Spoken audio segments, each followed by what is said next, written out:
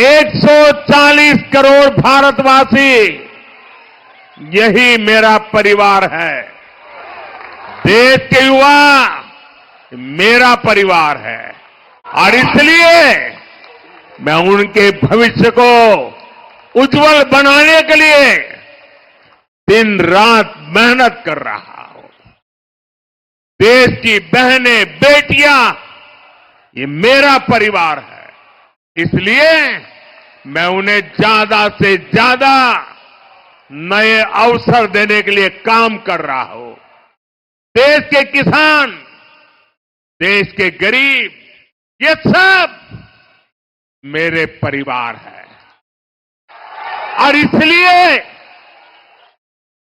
मैं उन्हें एम्पावर करने के लिए खुद को खपा रहा हूं। और मेरे परिवारजनों, जिसका कोई नहीं वो भी मोदी के हैं और मोदी उनका है। मेरा भारत, मेरा परिवार, मेरा भारत, मेरा परिवार। इसलिए आज पूरा देश, कश्मीर से कन्याकुमारी, कच्छ से कामरूप तक, आज पूरा देश एक सुर में कह रहा है, मैं हूं मोदी का परिवार, मैं हूं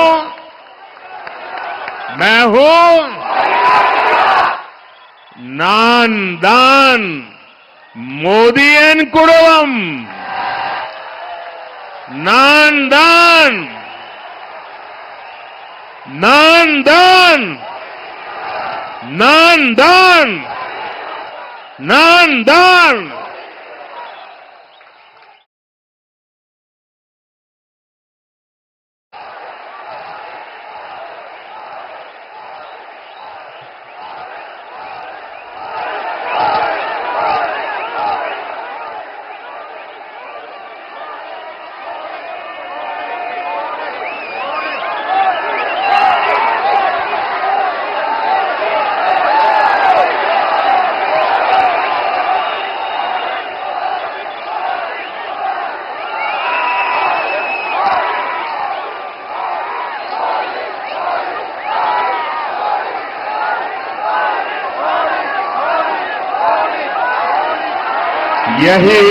यही मेरा परिवार है।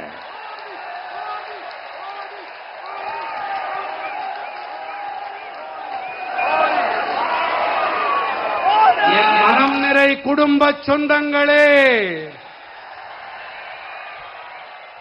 திமுக, காங்கிரஸ் போன்ற கட்சிகள் என்ன சொல்லுகிறார்கள்? இவர்கள் மட்டும் சொல்லவில்லை, இந்தி கூட்டணியைச் சேர்ந்த மேலும் பல கட்சிகளும் என்ன சொல்லுகிறார்கள்? குடும்பத்துக்கே முதல் உரிமை. என்ன நான் சொல்றது காதுல விழுதா? குடும்பத்துக்கா முதல் உரிமை? ஆனால் மோடி சொல்வது என்ன? தேசத்துக்கே முதன்மை. எதற்கு முதன்மை? சத்தமா நீங்கள் கூறுங்கள் சகோதர சகோதரிகளே, மோடி சொல்வது சரியா? தேசத்திற்கே முதன்மை. ஆகையினாலேதான் இந்தி கூட்டணியைச் சேர்ந்தவர்கள் என்னை வைய, என்னை வசைபாட ஒரு புதிய பார்முலாவை கண்டுபிடித்திருக்கிறார்கள். அட போயா, இந்த மோடிக்கு குடும்பம்லாம் கிடையாது, அதனாலதான் இப்படி எல்லாம் பேசுறாரு என்று அவர்கள் கூறி வருகிறார்கள். என் உயிரினும் மேலான உறவுகளே, எனக்கு 16 வயதான போது நான் வீட்டை துறந்து வெளியேறினேன். எதற்காக வெளியேறினேன்? யாருக்காக வெளியேறினேன்? இந்த தேசத்திற்காக நான் வெளியேறினேன். எனதருமை மக்களே, நீங்கள்தான் என் குடும்பம்.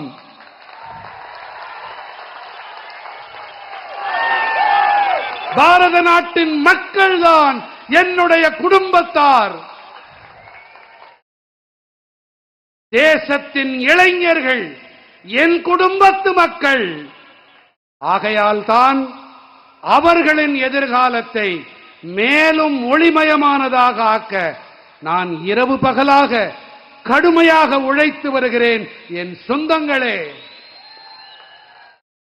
இந்த தேசத்தின் தாய்மார்கள், சகோதரிகள் என் குடும்பத்தைச் சேர்ந்தவர்கள் என்பதால் தான் மேலும் மேலும் புதிய சந்தர்ப்பங்களை, புதிய வாய்ப்புகளை உருவாக்க வேண்டி நான் பணியாற்றி வருகிறேன்.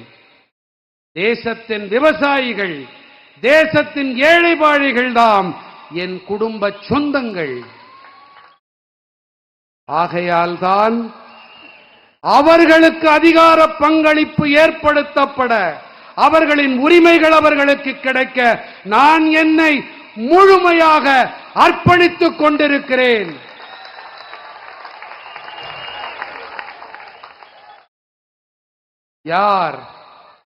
யாருமே இல்லாதவர்களோ, யார் நிராதரவாக இருக்கிறார்களோ, யார் அனாதைகளோ, யாருக்கு யாருமே இல்லையோ, அவர்களும் இந்த மோதியைச் சேர்ந்தவர்கள்தான்.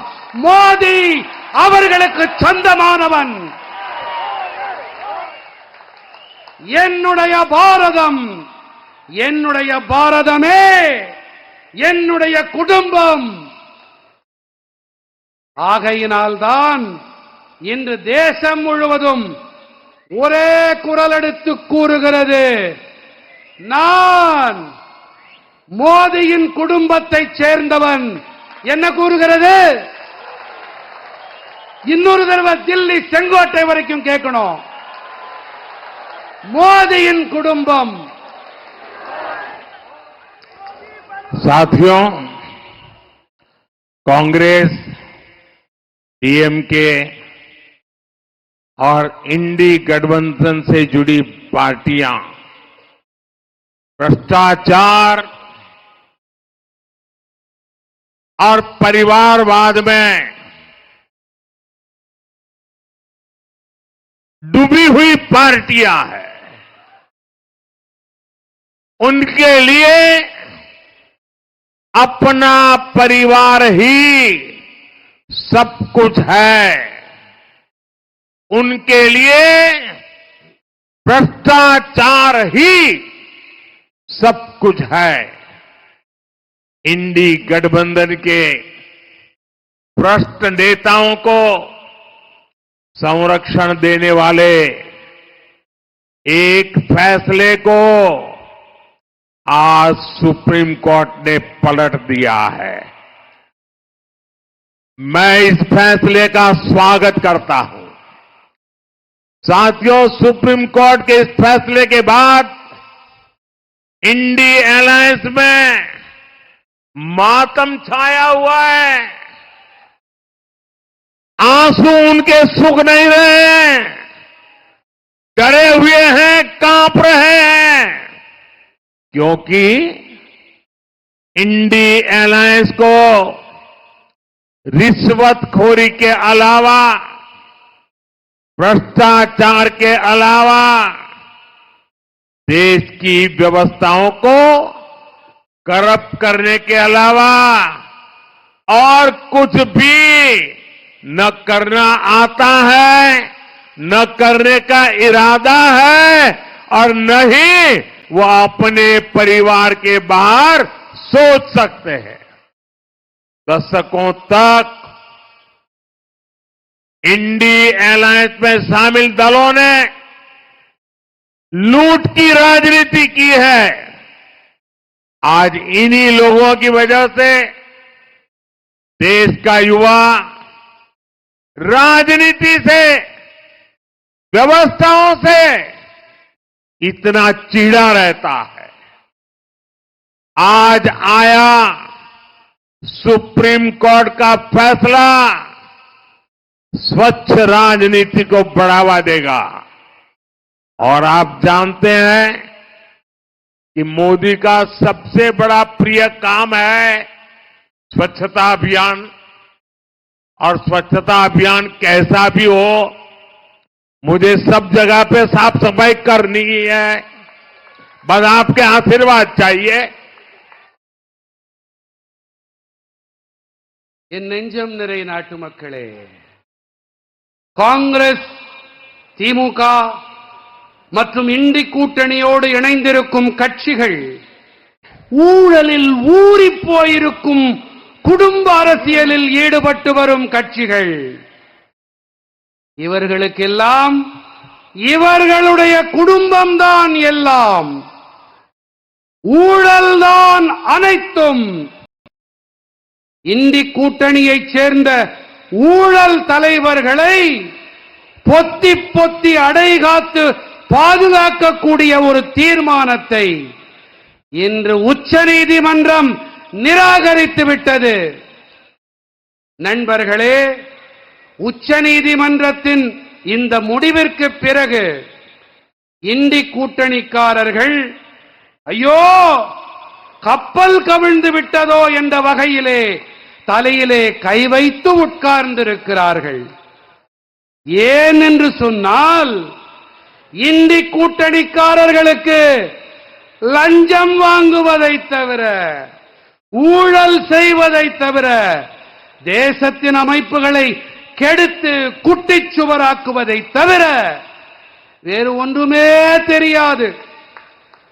பல தசாப்தங்களாக இந்த இந்தி கூட்டணியில் இடம்பெற்றிருக்கும் கட்சிகள் எல்லாம் இப்படிப்பட்ட அரசியலை மட்டுமே செய்து பழகி போனவர்கள்.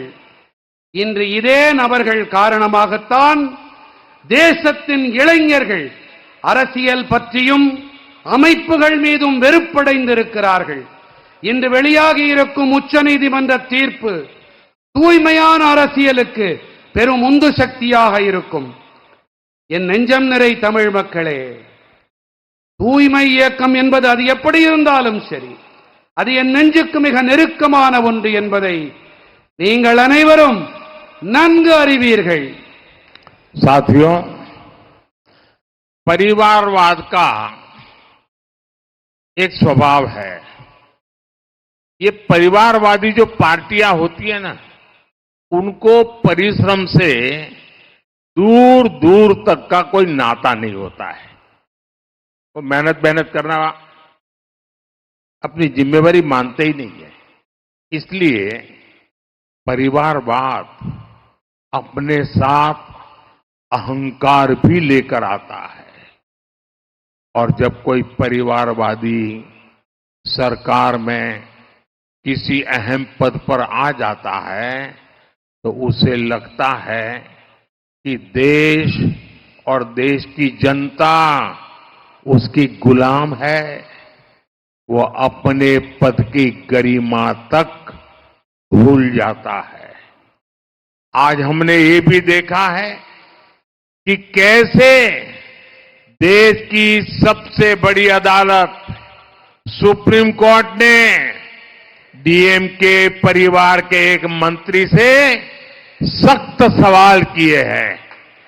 करोड़ों लोगों की आस्था का घोर अपमान करना भी परिवारवादियों की एक निशानी है, पहचान है, आदत है। और मुझे अफसोस है कि जिन्हें अपने अहंकार में जनता की भावनाओं तक की परवाह नहीं है, वो तमिलनाडु सरकार में प्रमुख पद पर बने बैठे हैं। நண்பர்களே, குடும்ப அரசியலுக்கும் உழைப்பிற்கும் மலைக்கும் மடுவுக்கும் இடையிலான தூரம். ஆகையினாலே குடும்ப அரசியல் என்பது தன்னுடன் கூடவே அகங்காரம், மமதை, திமிர்த்தனத்தை வெளிப்படுத்துகிறது. குடும்ப அரசியல் கட்சியைச் சேர்ந்த உறுப்பினர் ஒருவர் அதிகாரத்தின் முக்கிய பதவியை பெறும்போது தேசத்தையும் தேசத்தின் மக்களையும் அடிமைகளாக கருதுகிறார்கள். தனது பதவிக்கென இருக்கும் மாட்சிமை கண்ணியத்தையும் கூட அவர்கள் மறந்து போகிறார்கள். விளையாட்டாக, என்னது விளையாட்டாக, மறுபடியும் சொல்லுங்க, விளையாட்டாக கடந்து போகிறார்கள். தேசத்தின் மிகப்பெரிய நீதிமன்றமான உயர் நீதிமன்றம் திமுக குடும்பத்தின் ஒரு அமைச்சரிடத்திலே கடுமையான வினாக்களை எழுப்பியிருக்கிறது என்பதையும் நாம் இன்று பார்த்தோம். கோடிக்கணக்கான மக்களின் நம்பிக்கையை கொச்சைப்படுத்தி காலில் போட்டு மிதித்து அவமானம் செய்வதும் கூட குடும்ப அரசியல் நடத்துபவர்களின் லட்சியம், அடையாளம். சகோதர சகோதரிகளே, தங்களுடைய அதிகாரம், அகங்காரம், மமதை காரணமாக மக்களின் உணர்வுகளை கொஞ்சம் கூட மதிக்காத ஒருவர் இன்னமும் கூட தமிழ்நாடு அரசின் முக்கிய பதவியில் இடம் பெற்றிருக்கிறார். இது கவலை அளிக்கும் விஷயம். साथियों, आज मैं एक गंभीर विषय की भी चर्चा करना चाहता हूं. मैं अपनी एक चिंता साझा करना चाहता हूं और मैं चाहता हूं कि तमिलनाडु का हर मां बाप मेरी इस चिंता को समझे.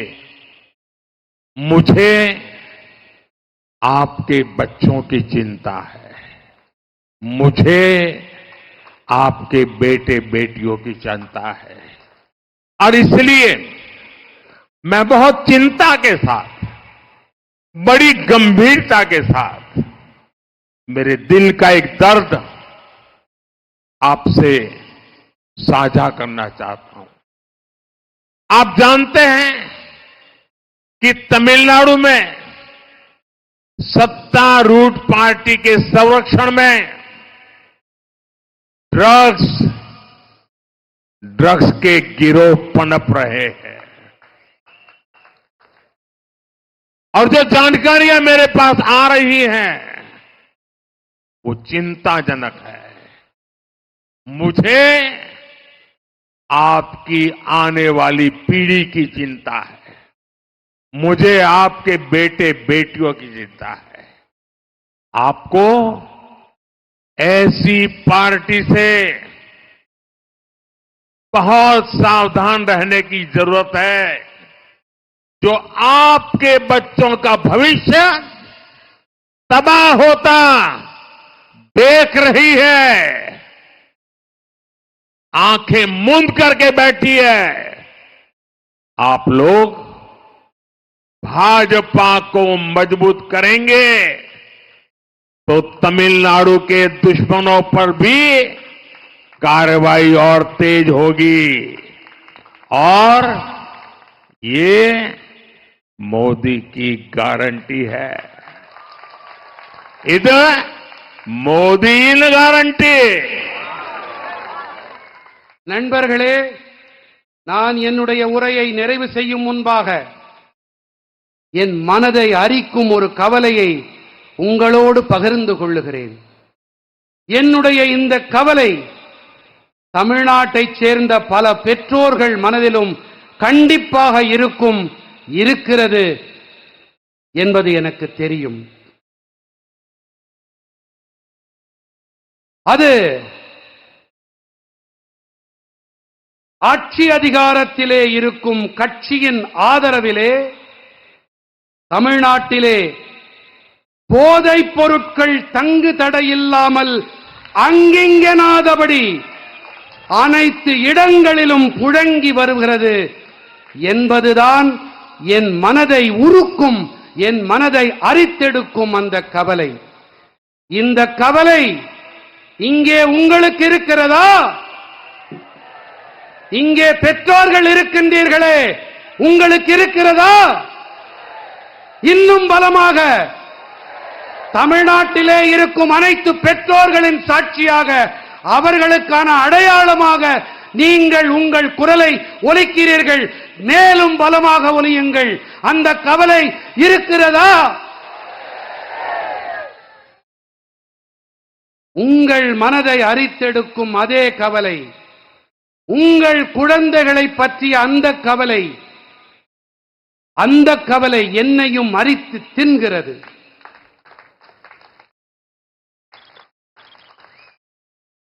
உங்கள் குழந்தைகளின் எதிர்காலத்தை அழிக்க நினைக்கும் இப்படிப்பட்ட கட்சி இது குறித்து நீங்கள் மிகவும் எச்சரிக்கையாக இருக்க வேண்டியது மிக மிக அவசியமானது.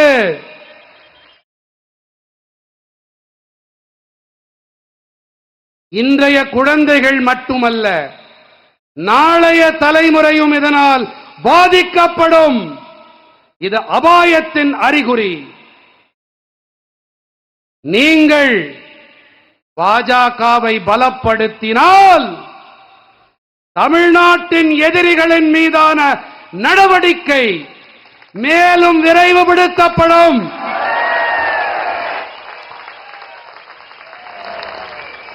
இது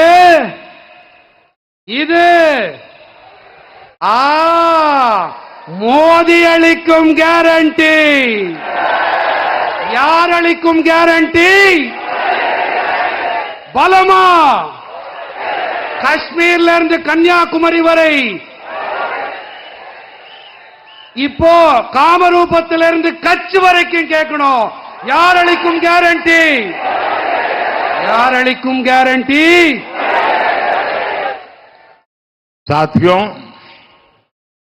विकसित तमिलनाडु के लिए हम सबको मिलकर काम करना है। विकसित तमिलनाडु से ही विकसित भारत का रास्ता मजबूत होगा और हम ये संकल्प लेकर के चले हैं, हम विकसित भारत बनाकर रहेंगे। நண்பர்களே, வளர்ச்சி அடைந்த தமிழ்நாட்டின் பொருட்டு நாம் அனைவரும் இணைந்து பணியாற்ற வேண்டும். பணியாற்றலாமா? சத்தமா? வளர்ச்சி அடைந்த தமிழ்நாடு ஏற்படும் போதுதான் வளர்ச்சி அடைந்த பாரதத்தின் பாதை வலுப்படும், துலக்கப்படும். நாம் வளர்ச்சி அடைந்த பாரதத்தை உருவாக்கியே தீருவோம். आप इतनी बड़ी संख्या में हमें आशीर्वाद देने आए हैं। दिल्ली में एयर कंडीशन कमरों में बैठ करके जो राजनीति की कथाएं क्रिएट करने में लगे रहते हैं, खबरों को मैन्युफैक्चर करने में लगे रहते हैं, ये चेन्नई का दृश्य आज उनकी भी नींद खराब कर देगा कि तमिलनाडु जग चुका है, एनडीए के साथ जुड़ चुका है। எனதருமை நாட்டு மக்களே, இத்தனை பெரிய எண்ணிக்கையிலே நீங்கள் எனக்கு ஆசிகளை வழங்க வந்திருக்கிறீர்கள். ஆனால் தில்லியின் குளிர்சாதன அறைகளிலே அமர்ந்திருக்கும் சில பேர்கள், அவர்களுக்கு இந்த காட்சி இங்கே அலைகடல் என திரண்டிருக்கும் உங்களை பார்த்து அவர்கள் தமிழ்நாடு என்டிஏ பாஜகவிலே இணைந்து விட்டது என்று மிரண்டு போவார்கள், நடுங்கி போவார்கள். मेरे साथ बोलिए, भारत माता की। पूरी ताकत से दोनों हाथ ऊपर करके बोलिए, भारत माता की, भारत माता की, भारत माता की। वंदे वंदे वंदे वंदे वंदे। बहुत बहुत धन्यवाद।